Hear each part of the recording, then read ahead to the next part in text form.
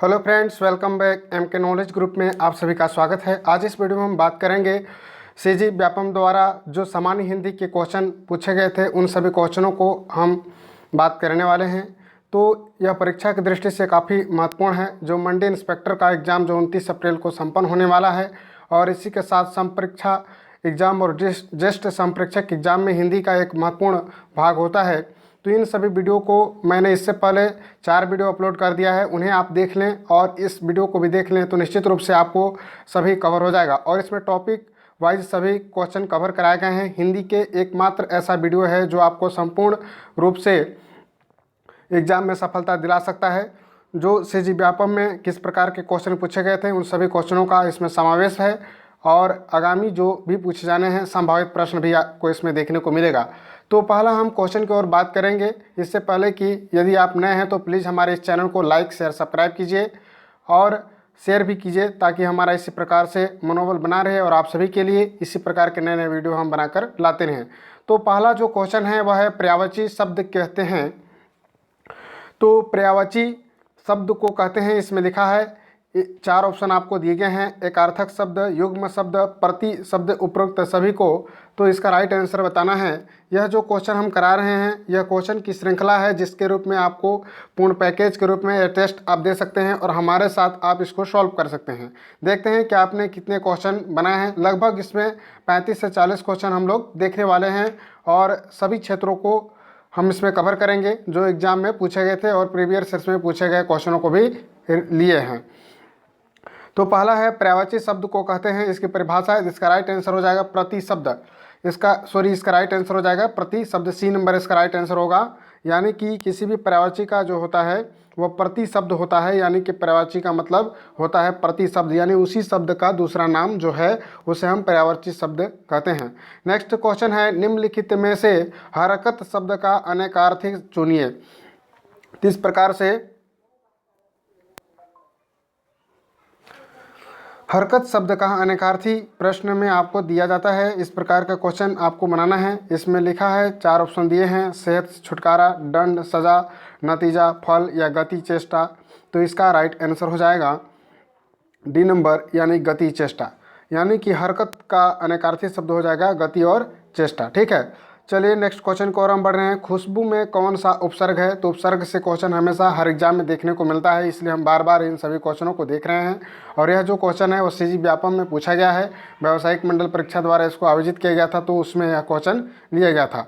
तो खुशबू में कौन सा उपसर्ग है? तो इसका राइट आंसर हो जाएगा खुशबू में आपका खुश उपसर्ग है। इसका राइट आंसर हो जाएगा सी नंबर। जैसा कि हमने पहले भी बताया है, उपसर्ग और परसय किसे कहते हैं। उपसर्ग मतलब क्या? समीप में आकर जो सर्ग करे या जोड़कर बनता है और नए शब्द का अर्थ परिवर्तन करता है तो उसे हम उपसर्ग कहते हैं। प्रत्यय का मतलब होता है जो किसी शब्द के अंत में जोड़कर उसके अर्थ में परिवर्तन करता है तो उसे हम प्रत्यय कहते हैं। तो इस प्रकार से आप लोग याद किया होगा और इसी प्रकार से हम रिविजन भी करते चलेंगे। आपको अधिक बाहर से कोई पढ़ने की ज़रूरत नहीं है, आपको सभी चीज़ें यहाँ पर मिलेगी। ठीक है, प्रत्यय शब्द कितने शब्दों से बना होता है? तो इसमें आपको देखिए प्रत्यय शब्द कितने शब्दों से बना है आपको देखकर आपको बताना है।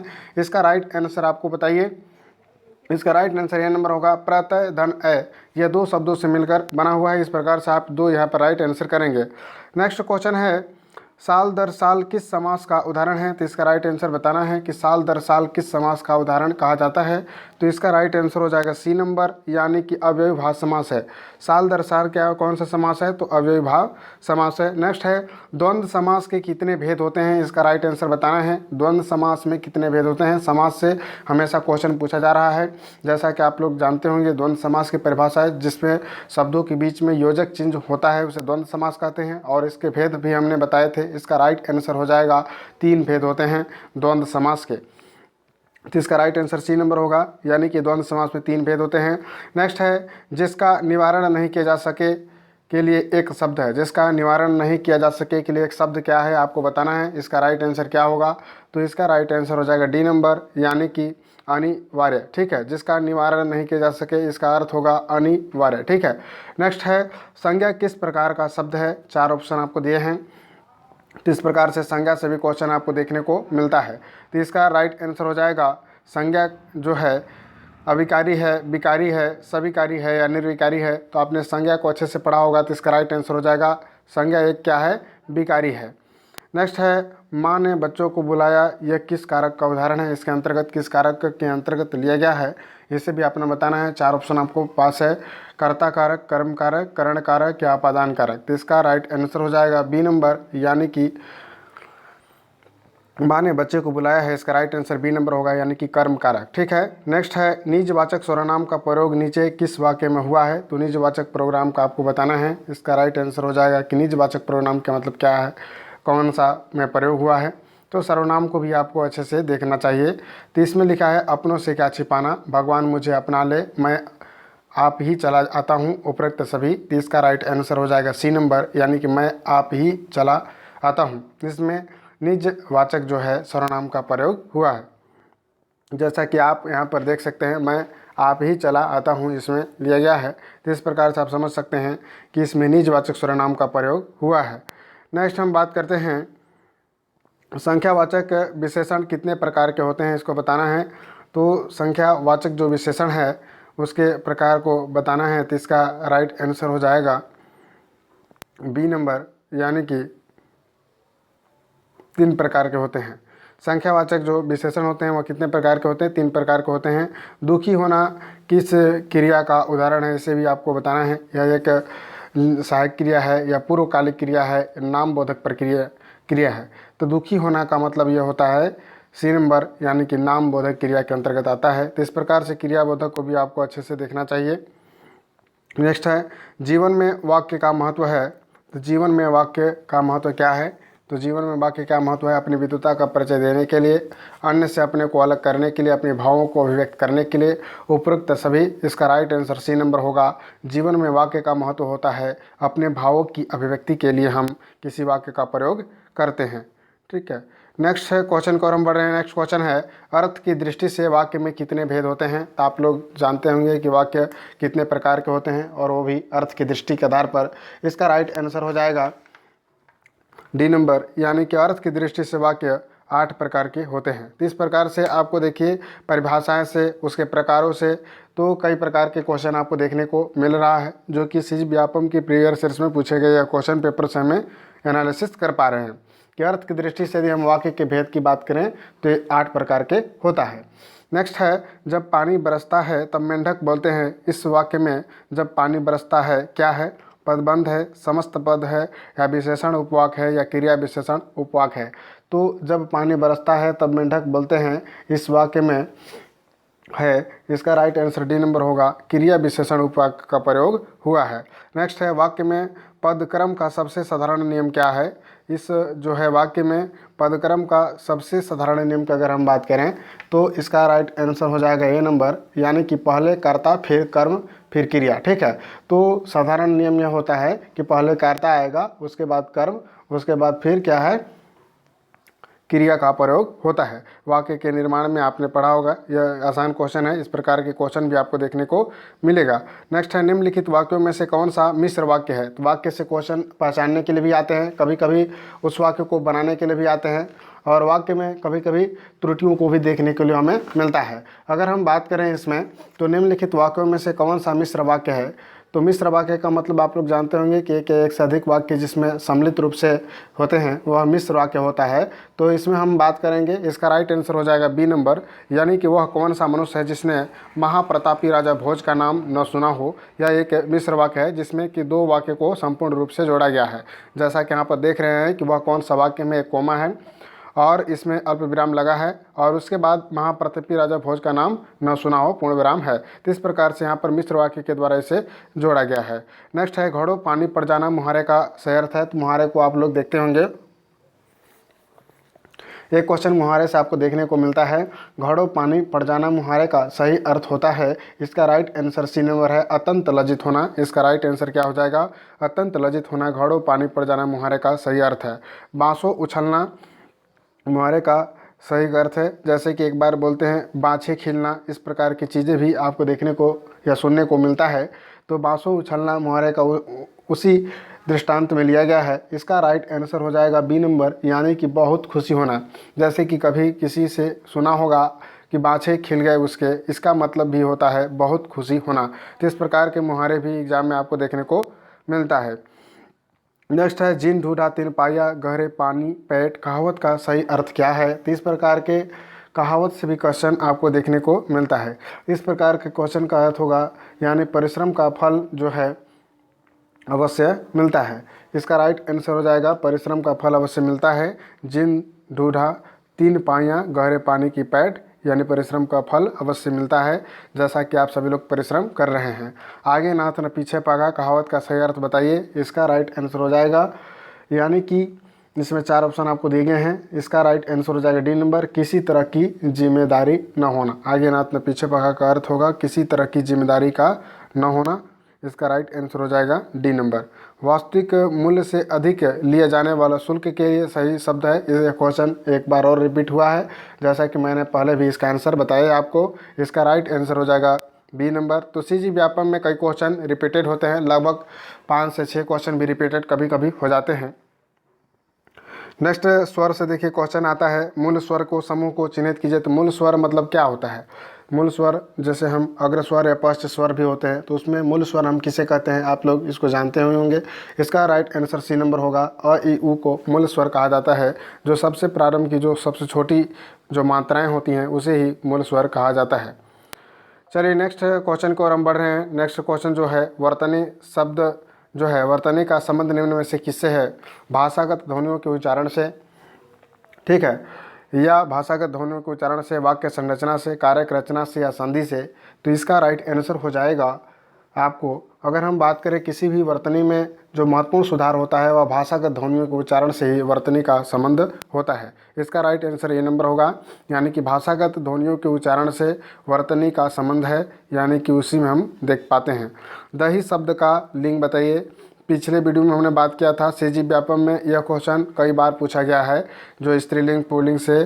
तो दही एक क्या है? इसका राइट आंसर हो जाएगा आपका बी नंबर। दही क्या है? एक पुल्लिंग है। यह प्रकार से आपको याद रखेंगे, दही शब्द क्या है? पुल्लिंग के अंतर्गत आता है। प्राण और अक्षत, एक इन दोनों शब्दों को किस वचन में रखेंगे? प्राण और अक्षत, प्राण और अक्षत जो हैं यह दोनों को हम बात करेंगे। इस प्रकार से यह बहुवचन की श्रेणी में आता है। नेक्स्ट है निषिद्ध का संधि विच्छेद क्या होगा? इस प्रकार से संधि विच्छेद का भी हमने अध्ययन किया हुआ है। इसका राइट आंसर डी नंबर होगा, निधनसिद्ध। यह भी क्वेश्चन रिपीटेड क्वेश्चन है। रचना के आधार पर शब्दों को कितने भागों में बांटा जा सकता है? यह क्वेश्चन जो है रचना के आधार पर कितने भागों में बांटा जा सकता है, तो इस प्रकार के आप देख पा रहे होंगे कि किस प्रकार से सीजी व्यापम में पूछा गया है। इस प्रकार से अगर हम बात करें तो 3 प्रकार के होते हैं, रचना के आधार पर शब्दों को बांटा जा सकता है। नेक्स्ट है हिंदी में प्रयुक्त होने वाले संस्कृत उपसर्ग की संख्या है। तो इसमें हम बात करेंगे तो यह व्यापम द्वारा विलोपित किया गया है, क्योंकि संस्कृत में उपसर्गों की जो संख्या है वह 29 के करीब है, जो कि इसमें आपको देखने को नहीं मिल रहा है। तो इसे हम डाउटफुल रखेंगे। आप एक बार अध्ययन करने की कोशिश करेंगे कि हिंदी में प्रयुक्त होने वाले संस्कृत उपसर्गों की संख्या कितनी है। कुल संस्कृत की बात करें तो 29 के लगभग है। और इसी प्रकार के हैं। कालीन किस भाषा का शब्द है? इसका राइट आंसर बताना है। तो कालीन जो है इसका राइट आंसर बी नंबर होगा। कालीन जो है तुर्की भाषा का शब्द है। तो इस प्रकार से भाषाओं को समझने के लिए भी आपको आते रहते हैं। अरबी, फारसी, तुर्की हो गया, देशज है या विदेशज है, तो हमने पहले भी इसको आपके समक्ष करवाया था।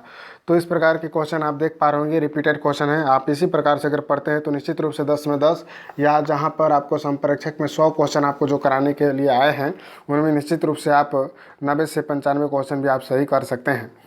नेक्स्ट है जो पढ़ेगा वह पास होगा। कौन सा वाक्य है जो सबसे महत्वपूर्ण क्वेश्चन जो बनते हैं या बन सकते हैं उन सभी क्वेश्चनों को मैंने इस वीडियो में सम्मिलित किया है। तो प्लीज़ आप इस वीडियो को लाइक शेयर कीजिएगा। बहुत मेहनत के बाद एक वीडियो बनता है, आप इसको भी ध्यान रखेंगे। तो जो पढ़ेगा वह पास होगा में कौन सा वाक्य है? इसका राइट आंसर हो जाएगा सी नंबर, यानी कि संकेत सूचक वाक्य है। इसका राइट आंसर क्या होगा?